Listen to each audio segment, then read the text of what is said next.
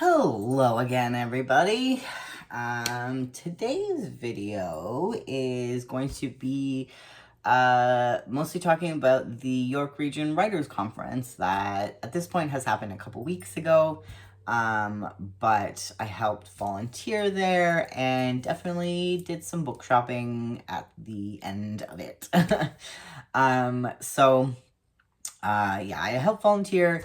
It was very exciting. It was a nice, busy day. I think all of the attendees had a lot of fun. I think the speakers had fun. The vendors had fun. It was all very educational and informative. Good vibes. I think a lot of good conversations were had. I'm not going to pretend I remember the names of everybody off the bat, but I will list them in the description. I think everybody has Instagrams as well. At least of the speakers, I can list those. But I will talk about the vendors that I saw based on the books. And yeah, so it was a great day. I think it went off pretty much without a hitch. There was some audio technical issues. The microphone was a little spotty, so a lot of the time people had to use their theater voices and project, but I think overall, it was fine. And I think it was a great event, and I definitely hope we can do something like that next year too. But yeah, let's talk about the books that I bought. I went home with a backpack full of books, which was not my intention, but it happened anyway. So yeah, the first one is actually a kid's book. It's called Samba on a Snowy Day. By Paul Yanuziello and illustrations by Joshua Miller. It's a series, so they have more than one Samba book. It's a story about a lovable puppy and his best friend on their first snowy adventure. And yeah, I bought it for my sister's young kids because I thought they would like that. They have a pupperoo, so, I think it would be a cute story for them to have. Next one, let me just make sure I grab the ones from the same author. So, the next author is MJ Moores. She writes a bunch of different genres. These ones all kind of caught my eye for different reasons. The first one is The Chronicles of Xania, Part 1, Time's Tempest. Looks like that. The description on the back is like a sci-fi fantasy epic adventure. Basically, if you like Lara Croft, and Katniss Everdeen, then you'll love the main character in this. She's a graduate of an elite government training agency. There's a rogue agent. Stuff like that. So it seems like a really fun kind of, not really sci-fi, but like, I guess it's kind of sci-fi. She described it as sci-fi on the back. That's fair. But yeah, that just seems like a lot of fun, a good little adventure. And yeah, that's one of the ones from her. The next one is book 1, Assassin Eco Corpses. Her and another author, Nancy Pattenden, are doing, it's called the Demon A to Z Tales. So this is actually a flip book, which is kind of cool. So they're going through the alphabet, and each one is going to be like a different monstery creature thing. That just seems really fun and interesting. I'm definitely excited to read. I guess it's kind of like urban fantasy, and I love a good urban fantasy, so I'm definitely excited to get into that one day. The next one, I definitely got hooked by the cover. It's a pirate ship, and it's not technically about pirates. This is actually in the same series as this one, but it takes place before that time, I think. But basically, this group of rebels are like stuck on a museum pirate ship somehow, and they have to like figure it out. and it just seemed really, I don't know, kind of weird and strange and interesting. So I'm definitely excited to get into that at some point. And yeah, that's all the ones from MJ Moore's. The next one is from Elise Abram, called Revamped. It's like a teen vampire story. A teenager, Addison, finds herself in a psychiatric ward with amnesia after some mysterious traumatic event. She goes to a local goth club, love, and meets a mysterious guy, and she feels a pull she can't explain. And then she turns into a vampire, and shenanigans ensue, I'm sure. This is definitely the kind of book I would have gravitated towards as a youth. Not much has changed. So yeah, definitely decided to pick this one up too. The next one is like a nonfiction, Make Writing Work for You. You know, it's pretty self-explanatory. This will join itself on my shelf of nonfiction books that I can never seem to read, but really want to and should.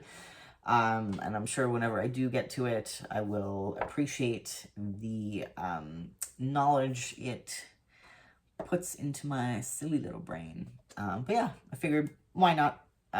It's always good to have more educational stuff around. The next set of books,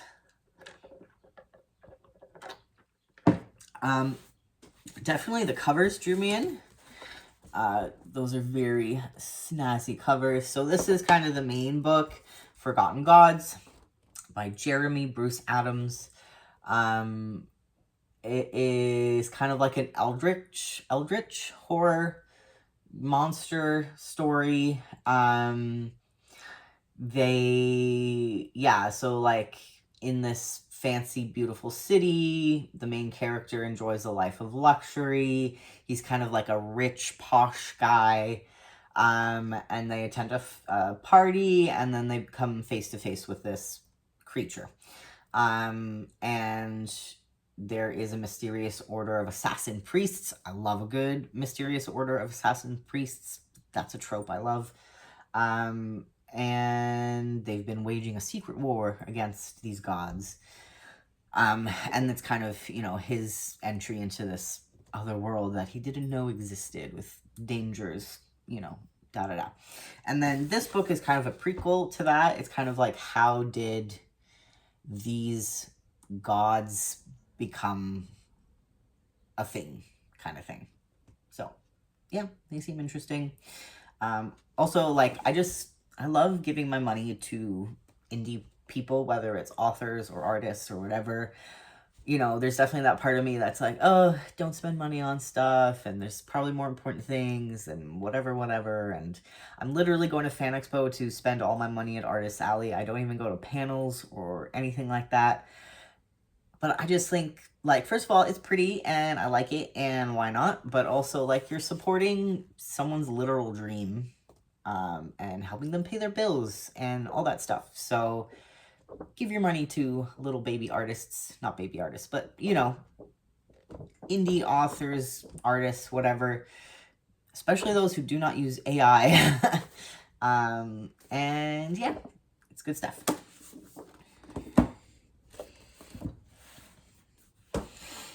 And then speaking of AI, funnily enough, so these take place in the same world, but this, along with its successors, are kind of their own series. This apparently takes place in the same universe, but is not technically part of the same story. So here the cover art also drew me in. Their posters were very like, oh, that's beautiful. It's called Jennifer's Vow, book 1 of Gaia's Daughters by Kevin R. Coleman. A young woman, Jennifer, receives a visit from a spirit panther, which takes her on an amazing adventure. Thrust into a relationship with Vijay, a technician in the Mercury Theater, she must overcome her past and learn to love him. Meanwhile, the message of the panther is not clear, and an artificial intelligence named Gabriel claims to be the one who can help her solve the puzzle. It's a speculative romantic fiction. So yeah, just, you know, it seems interesting, different. Again, the cover art is like something I would have seen as a teenager and been like, I need to know what that is. It's very pretty and it seems intriguing. I think it's interesting. And then this one is called Running from the AIs, and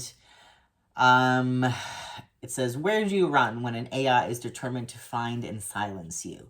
In a world where artificial intelligence governs the flow of life, Raphael and Ellie uncover a chilling secret, one that a malevolent AI is determined to conceal. Their accidental discovery leaves them with a stark choice: face certain death or become fugitives. And they kind of, as it was explained to me, it's kind of a story about like disengaging, unplugging from, you know, the AI that kind of rules over your entire world, which is definitely very topical. But yeah, also seemed very interesting. Like I said, the whole conference was awesome in my opinion. I think the nuggets of knowledge, experience, and information that all the speakers had to give was so wonderful. I love a good speaker talk. Kind of regardless on the topic, I love hearing people's own experiences and, you know, how they've developed into who they are, and, you know, the kind of wisdom and knowledge that they can impart upon you, whether it's helpful to you really or not. I think that's always super fun and cool. And it was a great day. A great day with great people. And I really hope everyone just really enjoyed themselves. The feedback after was definitely very positive. Learned some things on how we could do things better next year. But overall, it was amazing. And about books, which is, you know, always cool. But yeah, so that is the book haul from the York Writers Conference. Yeah, that's kind of it for this video. Thanks for watching, and see you next time. Bye!